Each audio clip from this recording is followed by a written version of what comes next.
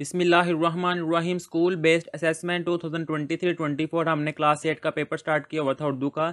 ये इसका part number 3 है। पार्ट नंबर 2 और 1 जोन से की वीडियो का लिंक आपको नीचे डिस्क्रिप्शन में मिल जाएगा। इसका क्वेश्चन नंबर 1 जोन से इसका आंसर आएगा सी वाला। क्वेश्चन नंबर 2 जोन से इसका आंसर आएगा ए वाला, दीवार पर लगी घड़ी टिक टिक कर रही है। क्वेश्चन नंबर 3 इसका आंसर आएगा ये डी वाला। क्वेश्चन नंबर 4 इसका आंसर आएगा बी वाला, हादसे की वजूहात अया हैं। क्वेश्चन नंबर 5 इसका आंसर आएगा ये ए वाला। अब इससे नेक्स्ट है क्वेश्चन नंबर 6, इसका आंसर आएगा सी वाला, जिंदा दिलों में। क्वेश्चन नंबर 7 इसका आंसर आएगा बी वाला, 200 से जायद। क्वेश्चन नंबर 8 का आंसर आएगा बी वाला, हमदर्द फाउंडेशन। क्वेश्चन नंबर 9 का आंसर आएगा सी वाला। और लास्ट में क्वेश्चन नंबर 10 इसका आंसर आएगा ए वाला। अब इससे नेक्स्ट है इसका हिस्सा 2 इंशाइया सवाल। यह है सवाल नंबर 11। नसर पारा गौर से सुने और पूछे जाने वाले सवालात के जवाब सुनाने हैं। कि आपको कुछ सुनाया जाएगा, पहले आपने ध्यान से सुनना है। वो कोई ये पैरा भी हो सकता है यहाँ से लेकर यहाँ तक।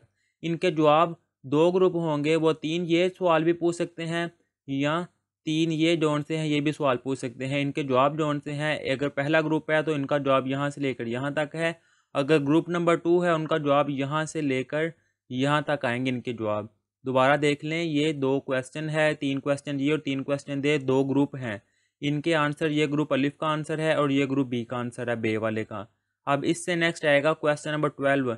नसर पारा को गौर से 2 से 3 मिनट में पढ़ें और इस नसर पारा के अहम नकात जो से ना वो ज़ुबानी सुनाएं।